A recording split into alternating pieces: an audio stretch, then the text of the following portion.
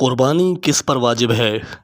پیارے دوستو، آج کل کچھ ایسے لوگ بھی دیکھے گئے ہیں جو صاحب استطاعت نہیں ہوتے لیکن محض اس لیے قربانی کرتے ہیں کہ ان کے رشتہ دار یا تعلق واسطے والے لوگ ان کو غریب نہ سمجھیں، حالانکہ ان پر قربانی واجب نہیں ہوتی۔ اور ایسے لوگ بھی ہم نے دیکھے ہیں جو مالدار تو ہوتے ہیں لیکن وہ قربانی اس لیے نہیں کرتے کہ وہ اپنے آپ کو غریب سمجھتے ہیں یا یہ سمجھتے ہیں کہ وہ اتنے صاحب نصاب نہیں ہیں، حالانکہ قربانی ان پر واجب ہوتی ہے۔ معزز دوستو، آئیے میں اپنے اساتذہ سے حاصل شدہ سبق کو اس ویڈیو میں شیئر کرتا ہوں اور آپ میں سے وہ لوگ جو نہیں جانتے ان کو بتانا چاہتا ہوں کہ قربانی کن لوگوں پر واجب ہے۔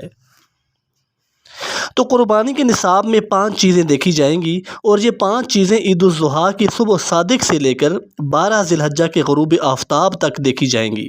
یعنی یہ جو عید کے 3 دن 10، 11 اور 12 ذی الحجہ کو اگر کوئی شخص صاحب نصاب ہے تو اس پر قربانی واجب ہے۔ اب صاحب نصاب کون لوگ ہیں؟ یہ دیکھ لیں کہ اگر کسی کے پاس سونا ہو، چاندی ہو یا مال تجارت ہو۔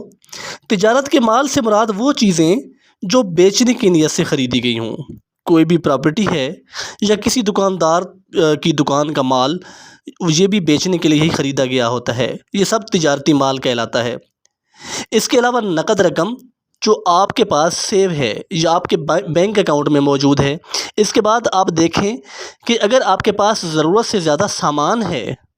ضرورت سے زائد سامان کی ایک تفصیل ہے، لیکن میں آپ کو یہ بات بتا دوں کہ گھر میں ایسی گھریلو چیزیں جو پورے سال میں بھی استعمال نہ ہوں، جیسے کپڑے، برتن، کوئی ڈنر سیٹ وغیرہ، اس طرح اگر کوئی پراپرٹی پڑی ہے جو نہ آپ کرایہ پر دیتے ہیں اور نہ ہی آپ اس میں رہتے ہیں،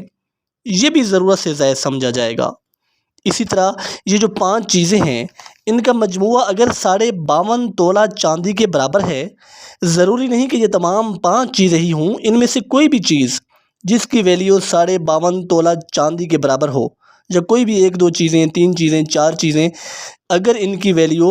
52.5 تولہ چاندی کی قیمت کے برابر ہو اور یہ عید الاضحیٰ کی صبح صادق سے لے کر 12 ذی الحجہ کی غروب آفتاب تک اس کے پاس رہتی ہے، تو ایسے شخص پر قربانی واجب ہے، بشرطے کہ ان تمام بتائی گئی چیزوں میں سے پہلے قرضہ مائنس کیا جائے گا، یعنی قرضہ نکال کر 52.5 تولے چاندی کے برابر بن رہا ہو۔ اسی طرح گیس، بجلی کا بل یا جو مہینے کا راشن لیا جاتا ہے گھر کے لیے، وہ بھی اس میں سے مائنس ہوگا۔ ان تمام چیزوں کو مائنس کرنے کے بعد اگر مالیت 52.5 تولے چاندی کے برابر بچتی ہے تو ایسے شخص کو صاحب نصاب کہیں گے اور اس پر قربانی واجب ہوگی، چاہے وہ مرد ہو یا عورت۔ عورت کیسے قربانی کرے گی؟ خواتین کے پاس سونا یا چاندی ہوتا ہے، اگر عورت کے پاس چاندی نہیں ہے اور سونا ہے تو سونے کا ایک سکہ بھی ہے تو اس کو چاندی کے 52.5 تولہ کی قیمت کے برابر دیکھا جائے گا۔ تو یہاں پر سوال پیدا ہوتا ہے کہ بعض اوقات عورت کے پاس کیش نہیں ہوتا لیکن سونا موجود ہوتا ہے، تو چونکہ اس پر قربانی واجب ہے لہٰذا وہ پورا سال سیونگ کرے اور تھوڑے تھوڑے پیسے بچائے اور قربانی کرے یا سونا کو بیچ کر کرے۔ البتہ اگر کسی کے پاس صرف سونا ہی ہے اور باقی 4 چیزوں میں سے کچھ بھی نہیں ہے، یعنی 1 روپیہ بھی نہیں ہے، اس وقت یہ دیکھا جائے گا کہ جب تک 7.5 تولہ سونا نہیں ہوگا اس پر قربانی واجب نہیں ہوگی۔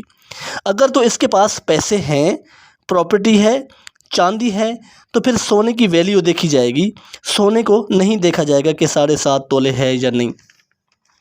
لیکن اگر صرف سونا ہی ہے تو پھر 7.5 تولے سونا سے کم نہ زکوٰۃ ہوتی ہے واجب اور نہ ہی قربانی۔